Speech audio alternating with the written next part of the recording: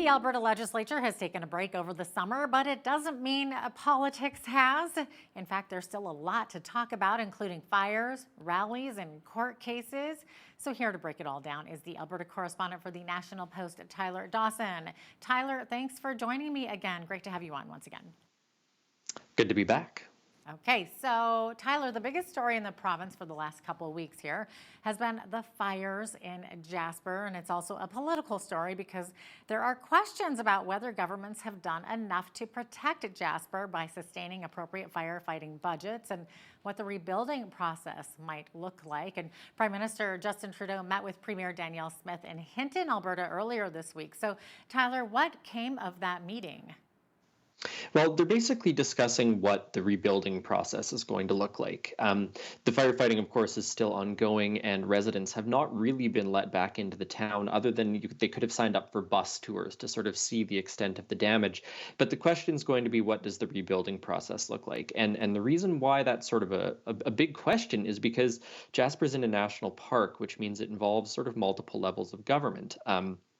It's not like the fire in Slave Lake, for example, which is not within a national park, where there's just fewer fingers in the pot if there's a fire elsewhere. So, a lot of the homeowners and businesses and residents in Jasper, all of them, I think, in fact, are leasing that land from the federal government, from the national park. So it's just a very different situation in terms of who's going to be involved and how that process is going to unfold. So some of the questions that are sort of have been floated around or up in the air at the moment is whether or not there's going to be some sort of financial sort of dispensation to businesses, for example, that have been leasing land from the federal government, to sort of tide them over until they can get back on their feet.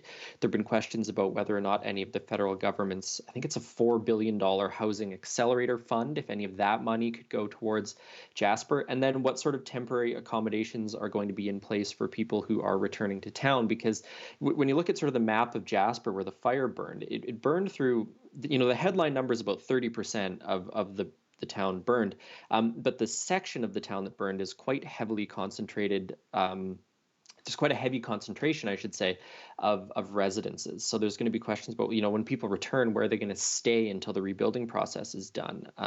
Winter's not that far away, but not that close either. But obviously, winter is a big tourism season in Jasper. So where are the temporary workers going to stay who are working at the ski hill and things like that? So there's all these sorts of questions that are sort of swirling at the moment. And when the Prime Minister and the Premier met on Monday, I think we got some sense of what questions those two are asking. And that maybe gives us some sense of the direction that this thing is going to go in the weeks and months ahead.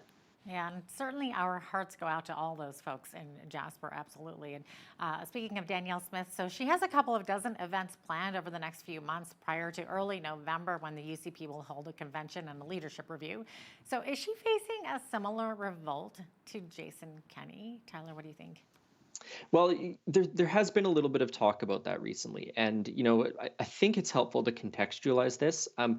In the last, 30 years, there's only been two premiers who've lost their jobs due to the other party's actions, and that's Jim Prentice and Rachel Notley. Every other premier, from Ralph Klein to Jason Kenney, lost their job because they were basically forced out by their own party.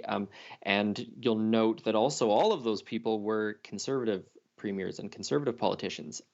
So the infighting within the conservative movement is, conservatives have been much more effective at taking down conservative premiers than the New Democrats or the Alberta Liberals have been at taking down conservative premiers. So there's a little bit of history there that suggests that, whatever fighting is going on within the ranks of the Conservative Party, it's an old fracture and an old schism, and it hasn't gone away. The big difference, I think, that we're seeing with Jason Kenney versus Danielle Smith is that Danielle Smith's caucus seems to be relatively united. When Kenney was premier, there were all sorts of leaks and discussions from people unhappy within her own caucus, the elected members of her party, and that caused his party, I should say, that caused him a lot of problems. Danielle Smith doesn't seem to have that trouble. What she does perhaps have is people in the party's grassroots who aren't very happy with her. She obviously, when she ran for premier, ran for the leadership of the party, she was sort of carried into that leadership role by a relatively new, relatively animated, relatively angry group of supporters. People who were basically essentially motivated by the way that Jason Kenney handled the COVID-19 pandemic. And so to some extent, Danielle Smith is not beholden to them, that's the wrong word, but she does need to be cognizant of what they think of her leadership. Now, sort of most of the province-wide polling doesn't show that she's lost popularity. She's sort of holding steady in terms of her support. But there certainly are people within the Conservative Party's grassroots who are not happy about, the continuing availability of COVID-19 vaccines, the way that some of the public health charges that were laid against individuals during the pandemic were handled. There's certainly just a little bit of frustration left over from those years among some of the people who are, in theory, diehard Danielle Smith supporters. And that doesn't mean that that's going to be enough to cause her to lose the leadership review. That doesn't mean there's any major drama within the ranks of the UCP. But that does mean that there are some people who are unhappy. There are some people probably who are going to be organizing against her, who are trying to cause problems in that leadership review. And these meetings that she's going to be holding are almost certainly going to put her sort of face to face with some of these people. And the question that she has before her, is to what extent can she sort of smooth over any concerns that these people have without also alienating some of her supporters who are more traditional conservative supporters, are perhaps conservative supporters who might lean towards the New Democrats in a different world, things like that. So it is a little bit of a balance, even though we're a long time from the next election, she's probably going to win that leadership review. That doesn't mean that she can't. That doesn't mean that she can ignore those things, because as we've seen with every other premier except for Prentice and Notley, sometimes those schisms cause big problems for leaders. Okay. Now, over the long weekend, Calgary saw a rally against the United Conservatives' proposed legislation that would affect transgender Albertans. The legislation was announced, of course, back in January in that lengthy video that Danielle Smith posted to X, but we haven't seen anything on that quite yet. So why do you think that is, Tyler? Many Albertans have been very vocal about this. So do you think this is maybe making a difference? Well, I think part of it is that it's complicated. I think these are not super straightforward decisions. Especially on the medical front, government knows that this is going to be controversial, but also certainly doesn't want to make decisions that are, completely outside of whatever the medical evidence might be. There are other considerations, like some of the rules around sports participation. That obviously requires consultation with various non-governmental entities. So I think that's part of it. I think the sausage making of legislation and policy, it takes a little bit of time. I think the other part of it, which I do think the UCP is quite aware of, certainly I think Danielle Smith is quite aware of, is that this is going to be really controversial. The people who support these changes are, as you say, very vocal, very motivated, and very much UCP voters. But as we sort of alluded to in the last topic we were talking about, there are also a whole bunch of people who are UCP voters who are not especially socially conservative, are not especially invested in some of these sort of what you might call culture wars kind of questions, and who might be turned off by, if they perceive this as discrimination or picking on people. And so that's a really tough line for a politician to walk when they're dealing with socially conservative supporters and social issues in general. So I think certainly what they are trying to do is develop this policy in a way that insulates it to some of the criticism that it's almost certainly going to face, but also come up with a way to try and sell that policy in a way that is not going to make people feel that they're a part of something discriminatory, basically. And that's going to be a tough line. That is something that I'm certainly going to be watching for come the fall legislature session. Obviously the legislature isn't sitting right now, so there wouldn't be any legislation this summer anyways, but it is curious that you would, announce a policy and then what are we, 7 odd months later, and we haven't seen that policy proposal yet. So it's a bit of a gray zone, but my sense is very much they're trying to navigate through those couple questions that I had just mentioned. Okay, switching gears here. Alberta's recently released stats on opioid deaths, and it's showing a downward trend. So what does this tell us about Alberta's approach to addictions? Well, it's a good question, because if I was, here as a Conservative Party spokesperson, I'd say, well, this shows that the Alberta approach to handling addiction is working. We're seeing a decline in month-over-month deaths, and that's all to the good. But of course, for the last year or 5, maybe, we've seen increasing number of deaths in the same time period that the United Conservatives have been in power and have been developing this model of addictions recovery. So the numbers, to some extent, don't tell us anything. Depending what side of the debate you're on, you can make those numbers tell you whatever you want. But what we do know is that there was a decline in deaths from March to April of this year. The data is obviously a few months behind. We don't have, it's not sort of real time data, shall we say. So it could be that there are changes to the drug supply. It could be that there are changes to the drug consumption habits of drug users in the province. It could be that some of the things that the Alberta government's doing are making a difference. There are recovery centers in development. There's been a lot of sort of money and public messaging around drug use that could be having an impact. So it's almost too early to tell. I think there's been a lot of debate about the way the United Conservatives have approached the drug question, whether forcing people into recovery is a good idea, whether there's available space for people to get into recovery, whether there's culturally appropriate recovery programs available, and on all of those fronts, the Alberta government's been working quite hard.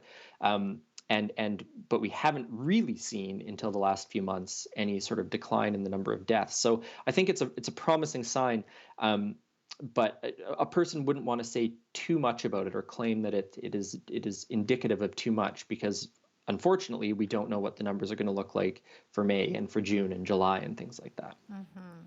Now, of course, we might all remember this last fall, that E. coli outbreak happened at several Calgary daycares, and it sickened more than 400 children. I think 39 of them were sent to the hospital, and I think one adult was hospitalized as well. And so there was a panel led by Calgary's former police chief, Rick Hansen, and he investigated and reported back recently. So what did the investigation find, Tyler? Well, it found a bunch of things. The one that actually kind of made headlines, but was actually sort of adjacent to the daycare issue, is that it found that there was sort of an illegal meat trade in Alberta, that there was sort of an illegal abattoir industry and an illegal meat sales